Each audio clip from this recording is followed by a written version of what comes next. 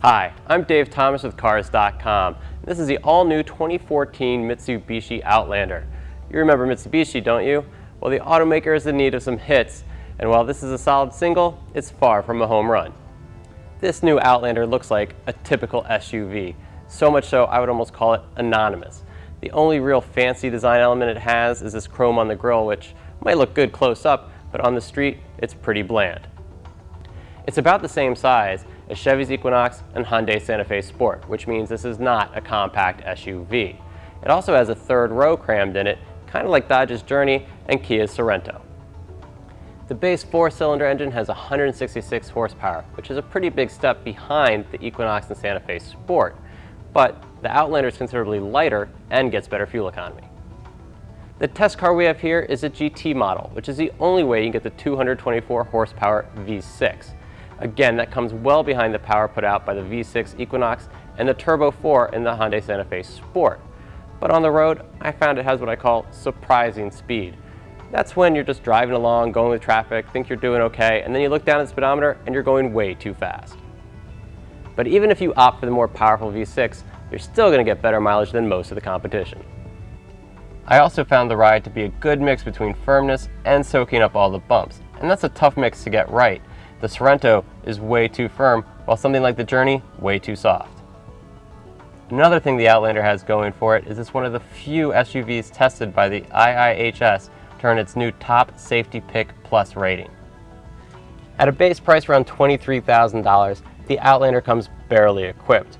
What most shoppers need to do is pick the SE trim level, which adds things like Bluetooth, a trip computer, USB port, stuff the competition has in their base models already.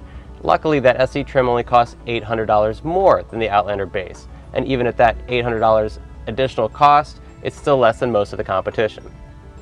Our fully loaded GT has a pretty nice interior, but when my wife read me the sticker price of $35,000 as equipped, well, I can't really repeat what I said.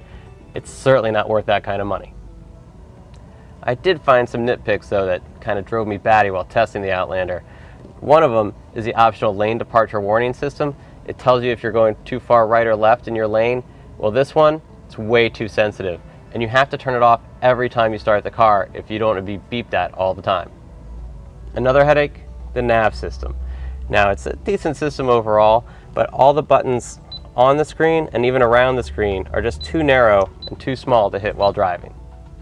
Then there's the optional Rockford Fosgate stereo, which has a giant subwoofer in the back, and it's laid out like this is going to be an awesome system to listen to.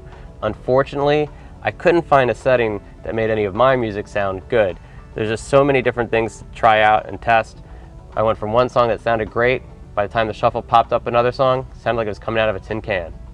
But what about families who don't care about rocking out? Well, the cabin's pretty comfortable in front and in back. As you can see, I have the driver's seat exactly where I had it while driving at 5'10", and I have plenty of knee room, but these seats slide forward and back, and this is as far back as it slides. So if you're a little smaller or you need more room in the back, you can slide it forward. The seats also recline. But what about that third row? The third row is fairly easy to get to. You just pull the seat forward, and there's a large cutout for your feet by the door.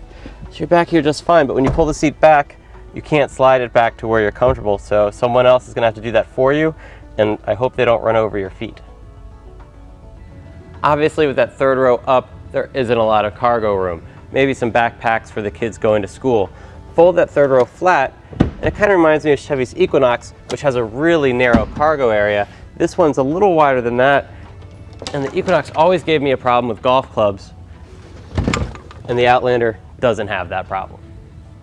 The competition may be better looking, might be more powerful, but with a top safety rating, a low sticker price, and good mileage, this anonymous SUV is worth a second look.